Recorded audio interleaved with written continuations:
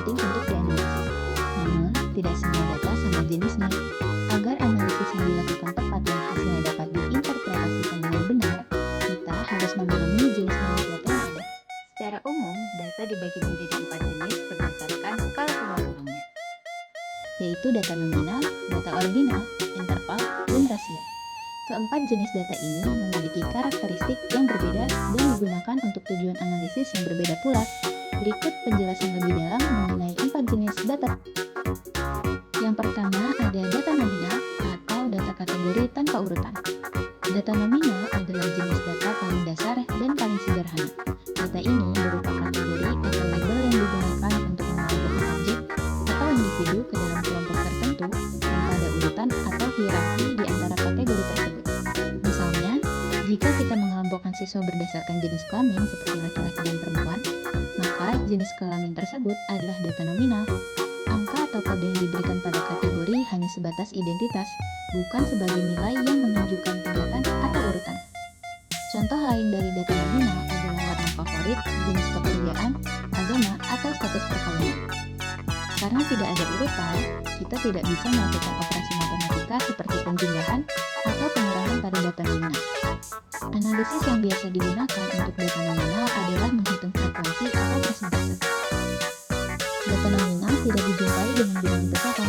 Angka yang tertera hanya tanda atau label yang tidak memiliki urutan dan tidak memiliki nol mutlak. Angka dalam data nominal sendiri tidak berarti, karena fungsi utama angka tersebut hanyalah sebagai label atau penanda kategori, bukan sebagai nilai yang memiliki makna matematis atau urutan tertentu. Analisis statistik yang sesuai untuk data nominal seperti uji binomial, uji Chi-kuadrat satu sampel, uji Chi-kuadrat per sampel, uji peluang Fisher, dan uji koefisiensi kontingensi. Sedangkan statistika yang dipakai adalah statistika non-parametrik. Selanjutnya ada data ordinal, atau data kategori dengan urutan. Berbeda dengan data nominal, data ordinal memiliki kategori yang memiliki urutan atau tingkatan tertentu.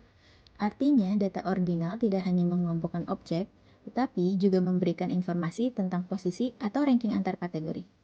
Contohnya adalah tingkat kepuasan pelanggan yang bisa berupa sangat tidak puas, netral, puas, dan sangat puas. Meskipun ada urutan, jarak atau selisih antar ketingkatan ini tidak harus sama atau diketahui secara pasti. Misalnya, perbedaan kepuasan antara sangat puas dan puas belum tentu sama dengan perbedaan antara puas dan netral. Karena itu, data ordinal tidak bisa digunakan untuk operasi matematika yang mengasumsikan jarak yang sama. Analisis yang cocok untuk data ordinal meliputi median, persentase, dan peringkat. Contoh lain dari data ordinal adalah ranking kelas, yang dimana jarak antara ranking 1 dan 2 berbeda dengan jarak ranking 2 dan 3. Data ordinal tidak hanya mengkategorikan variabel yang menunjukkan perbedaan kualitatif antara berbagai kategori, tetapi juga mengurutkan kategori berdasarkan suatu cara tertentu.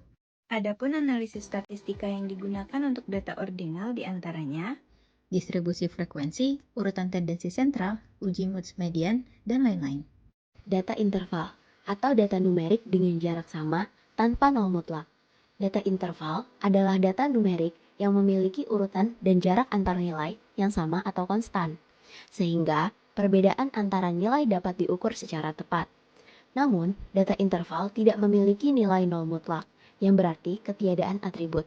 Contoh paling umum dari data interval adalah suhu dalam derajat Celcius atau Fahrenheit.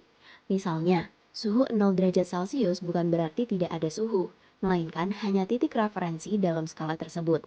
Oleh karena itu, kita bisa mengatakan bahwa perbedaan suhu antara 10 derajat Celcius dan 20 derajat Celcius sama dengan perbedaan antara 20 derajat Celcius dan 30 derajat Celcius.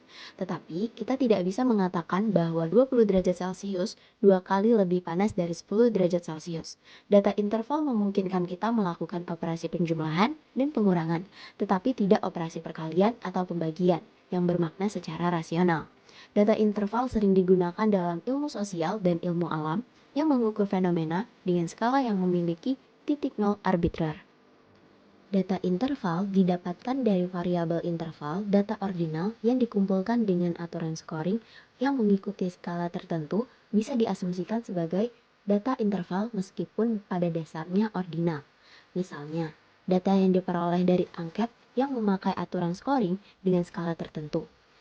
Analisis statistika yang sesuai dengan data interval diantaranya Uji T, uji T2 sampel, uji ANOVA 1 jalur, uji ANOVA 2 jalur, uji regresi, dan lainnya. tes statistika yang dipakai adalah tes statistika parametrik. Yang keempat, data rasio atau data numerik dengan nol mutlak. Data rasio adalah jenis data yang paling lengkap dan paling informatif.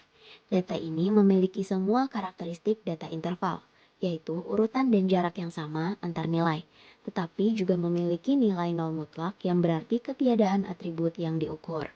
Contohnya adalah berat badan, tinggi badan, pendapatan, jumlah anak, atau waktu yang dibutuhkan untuk menyelesaikan suatu tugas. Karena memiliki nol mutlak, kita bisa melakukan semua operasi matematika, termasuk penjumlahan, pengurangan, perkalian, dan pembagian. Misalnya seseorang dengan berat 60 kg memang 2 kali lebih berat daripada seseorang dengan berat 30 kg. Data rasio sangat penting dalam berbagai analisis statistika dan penelitian karena memberikan informasi yang paling lengkap dan memungkinkan penggunaan metode statistika yang paling canggih. Ciri dari data rasio ini merupakan hasil dari pengukuran data yang berarti angka dalam data rasio sudah berarti, serta memiliki nol mutlak. Data rasio juga merupakan data yang mempunyai tingkat tertinggi dalam penskalaan pengukuran variabel, karena bisa menunjukkan adanya perbedaan, tingkat, jarak, dan bisa diperbandingkan. Misalnya, data suhu cairan. Suatu cairan mempunyai suhu 20 derajat Celcius, setengah dari cairan yang suhunya 40 derajat Celcius. Data rasio mempunyai variasi yang paling banyak, yaitu perbedaan, urutan, tingkat, kesamaan jarak perbedaan, dan perbandingan. Analisis dan tes statistik yang sesuai dengan data rasio sama dengan yang dipakai pada data interval, Yaitu tes statistika parametrik. Dengan memahami perbedaan antara keempat jenis data ini sangat penting dalam proses pengumpulan dan analisis data. Jika kita salah mengklarifikasikan data, maka metode analisis yang digunakan bisa jadi tidak tepat dan hasilnya tidak valid. Misalnya, menggunakan rata-rata seperti Mian untuk data ordinal bisa menyesatkan karena jarak antara kategori tidak sama. Begitu juga melakukan operasi perkalian pada data interval yang tidak memiliki nol mutlak tidak bermakna. Selain itu, jenis data juga menentukan jenis grafik atau visualisasi yang tepat. Data nominal biasanya divisualisasikan dengan diagram batang atau diagram lingkaran. Data ordinal dengan diagram batang berurutan, sedangkan data interval dan rasio bisa divisualisasikan dengan histogram, scatter plot, atau box plot. Berikut adalah manfaat dari memahami skala pengukuran statistika dalam kehidupan sehari-hari. Yang pertama, memudahkan pemilihan teknik analisis. Dengan mengetahui jenis skala, kita sebagai seorang mahasiswa dapat menentukan teknik analisis yang tepat untuk penelitian kita. Yang kedua, menjaga keakuratan hasil pengumpulan data.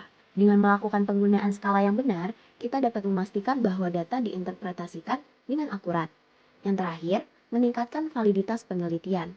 Memahami skala pengukuran akan sangat membantu kita meningkatkan validitas dan reliabilitas hasil penelitian.